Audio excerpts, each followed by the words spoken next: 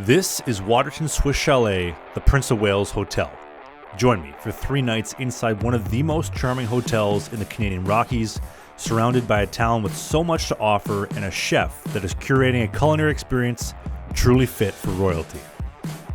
Last summer, I started this series to stay at as many of Canada's Grand Railway hotels as possible, all of which were built in an era when passenger trains ruled the Rockies. But the Prince of Wales Hotel is truly an outlier, and although this hotel was built in Canada by a railway company, outside of that, everything else truly breaks the mold. From its location to the design, the purpose it served upon opening, and what it offers today, this is truly unlike any experience in any stay that I've covered in this series to date. But before we get to 3 incredible nights in Waterton Lakes, this video is sponsored by Holafly, but we need to rewind this clock over a century ago to tell the story from the start. At the turn of the 20th century, the Grand Railway Hotels of Canada had consumed all of Canada's railways in a battle for passenger rail service supremacy. The crown jewels of the Canadian Pacific were the Banff Springs, the Chateau Frontenac, and the Palliser Hotel in Calgary. For the Grand Trunk Pacific, they had the Chateau Laurier in Ottawa, the Fort Garry in Winnipeg, and the Hotel Macdonald in Edmonton. And following Grand Trunk's bankruptcy, the Canadian National would construct the Jasper Park Lodge, the Third Hotel Vancouver, and the Bessborough in Saskatoon. And by this time, the Great Northern Railway had flourished to become one of the biggest railways in the United States, headlined by their flagship passenger train, the Empire Builder, running from Chicago through Minneapolis and west en route to Seattle. But their president, Louis Hill, was intrigued by the concept of the Grand Railway hotels, and the Great Northern had began constructing a series of Swiss chalet-style hotels across Montana's glacier region to celebrate the raw beauty of the Rockies along their route. And by 1913, he had identified a dramatic hilltop just over the Montana border and into Alberta, above the top of Upper Waterton Lake, for his next iconic lodge. And for context, if you've never heard of Waterton, it's about an hour and change west of Lethbridge, Alberta, and the national park directly south of Banff. Plans for the new lodge would begin, but World War I brought everything to a screeching halt. That was until 1924. Prohibition in Canada had ended, and with Waterton Lakes being so close to Montana, the idea had come back to life. And outside of having a place to drink, the Great Northern had hoped that the hotel would lure Canadians southward to ride their rail lines and board the Empire Builder east to Chicago or west to Seattle, because at this time there was no Canadian railway that had reached the town site of Waterton. Construction began in August of 1926 on their newest Swiss chalet-style hotel, with the goal to have it open the following summer, and what was originally designed to be several individual smaller chalets would eventually become one massive structure, and the crews would battle howling winds so strong that they actually knocked over the building structure twice, an incredibly harsh winter, and the muddy spring roads once everything thawed. But despite the adversity, on July 25th, 1927, the hotel didn't look much like it originally planned to be, but she was finished and would open to the public. The hotel would open as a 90-room structure towering 7 stories high, composed of continuous balconies overlooking one of the most beautiful views on the entire continent, with gables and dormer windows, with its brightly contrasting colors. And the hotel would be named the Prince of Wales after the Prince of Wales himself, Edward VIII, in hope that he would catch wind and visit a hotel. And spoiler alert, he never did. And 2 years after opening, the Great Depression would hit, and although the Prince of Wales did not generate profits for years to come after opening, the only thing that saved the Prince from being a complete write-off was the tour boat that the Great Northern had built from the hotel to bring thirsty Americans from Montana across the 13-kilometer-long lake for a nice cold drink. Julian! I don't know where I felt like I could get a little drink around here, do you, bud? And this boat still functions today, which I will touch on later on in the video. But all this was not the wildest component of the story, and I mentioned it last week in my Best of Waterton Lakes video, but I found it incredibly odd that the Great Northern Railway officials were so desperate to get pinned that they built a hotel across a 13-kilometer-long lake just over the border. But when I looked into things, the Great Northern actually were operating pretty deep into Canada. They had the Winnipeg Limited passenger train running daily service from Minneapolis into the gorgeous Winnipeg Union Station at the corner of Main and Broadway, as well as the Cascades train, which ran from Seattle into Vancouver at their own Great Northern Station in downtown Vancouver, which was next door to today's Pacific Central Station. And don't get me started on when they moved into Pacific Central in 1960, and the city would opt to demolish the Great Northern Station 5 years later in 1965. What an absolute shame that gorgeous station isn't around today. But the point being is that the opening of the Prince of Wales Hotel in Waterton was not totally out of character, especially compared to the Swiss chalets that they had already opened up across Montana in Glacier Park. Now, 1960 would see the Great Northern sell the hotel, as well as all of their Waterton and Glacier Park assets. They would be sold one more time in 1981 to a new owner, and fast forward to today, that has evolved into the Pursuit Collection line of hotels, a US-based company that owns not just the Prince, but 80% of all the attractions in the Canadian Rockies. So they know what they're doing. And that brings us to my experience here for 3 nights inside one of the most unique railway hotels in Canada and hidden gems in the Canadian Rockies here in Waterton Lakes at the Prince of Wales Hotel. This journey begins back in my birthplace of Winnipeg, heading west across the open prairies. And by early afternoon, we cross into Saskatchewan and reach Al Capone's old stomping grounds in Moose Jaw. By supper time, we cross over the foothills into province number 3, Alberta. And after this, it wasn't long after that the unmistakable silhouette of the Rockies would begin to come into view, marked by this beautifully creepy square rock off on the horizon. And that means one thing. Next stop, Waterton Lakes National Park. We'd head past the park gates, into the town site, pull up at the hotel, and head inside. And immediately upon entering the Prince of Wales Hotel, you will be blown away by the incredible elevated viewpoint that the lobby has over Waterton Lakes as the sun was setting over the peaks above, and not to mention this monstrous chandelier that they have as the centerpiece of the main lobby. I mean, Rick and I were absolutely mesmerized by it. And after check-in, we would head to the elevator, which is actually the original elevator that they've had since opening day in July of 1927. We're locked in. You're going nowhere. We'd shoot up to the 4th floor for our fixed address here in Waterton Lakes.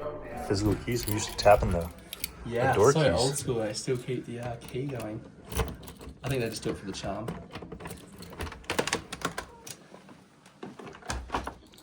Cute and quaint. Lift her up. Oh, nice. Look at that. Yeah, that's beautiful. That'll do. I don't think that the video does it justice. I mean, the view is great, whether you're watching here on a TV or an iPhone, but the beauty of Waterton Lake, those jagged rocky peaks at the other end of the lake, in person, as the sun casts down its final light of the day on all of it, and the town of Waterton just steps away, it's truly special. The sun would set, and we'd head off to bed with an action-packed day ahead of us tomorrow morning.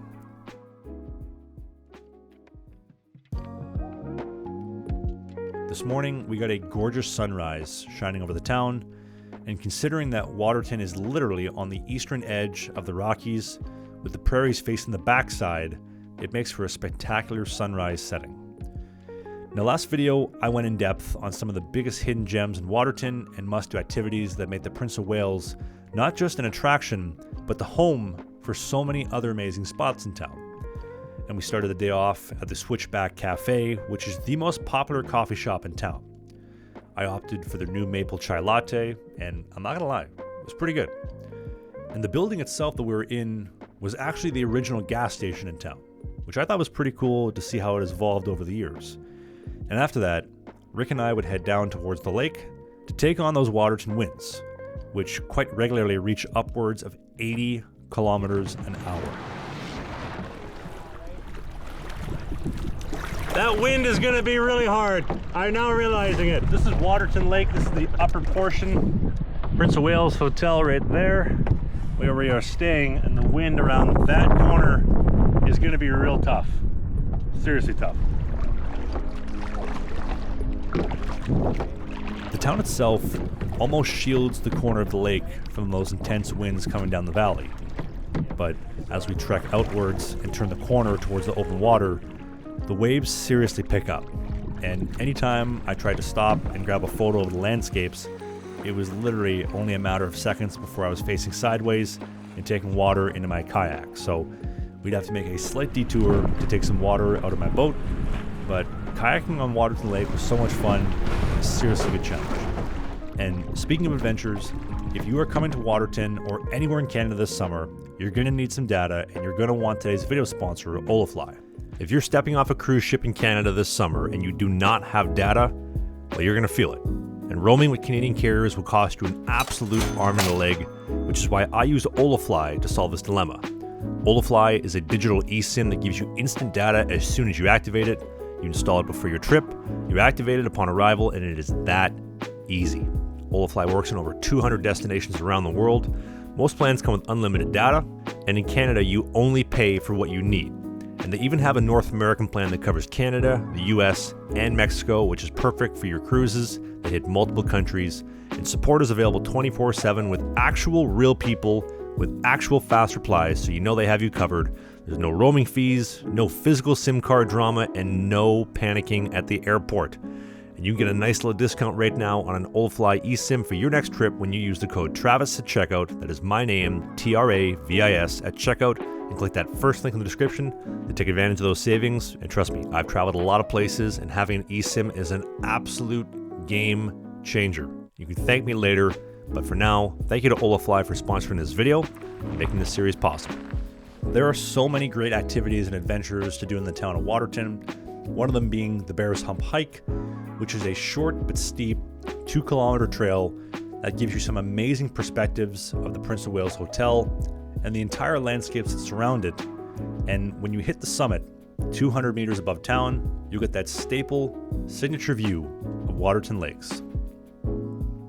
Now, the Great Northern Railway never expanded rail lines into Canada, but when the Canadian Pacific's general manager, William Cornelius Van Horn, coined the phrase, "If we can't export the scenery, we must import the tourists," that's the exact mentality that built our country from coast to coast.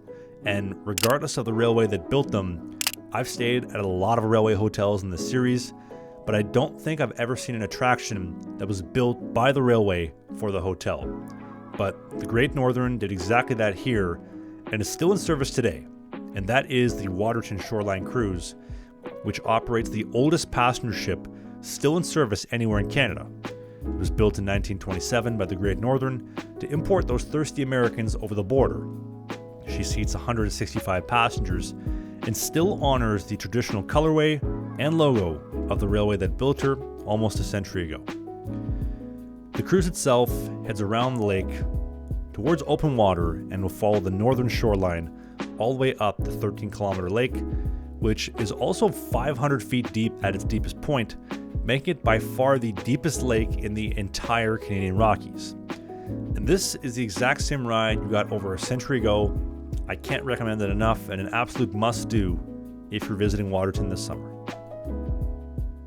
Now, back inside the hotel, the Prince pays tribute to its roots, from the kilts to the colorways, or the fact that despite all the renovations over the years, they've still left the rooms without any TV or radio to keep the original feel from opening, or keeping the original elevators still in service from 1927. It's a seriously nostalgic place.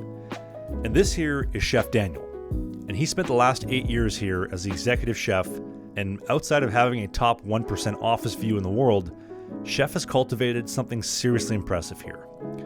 The land that Waterton resides on was home to some of the biggest bison herds in Canada, and Chef is paying tribute to them on his menu.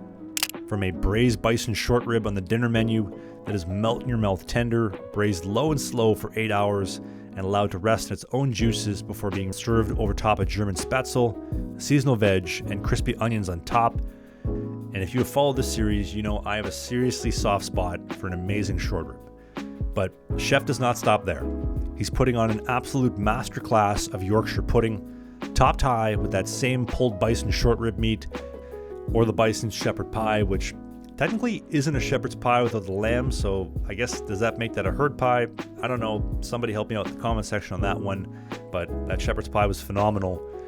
or the beet pickled scotched egg with ground bison as the meat that encases it, which was incredible over the pickled veg salad, to all the other English influences over the menu, including the traditional English breakfast with the sweet and smoky baked beans over sourdough.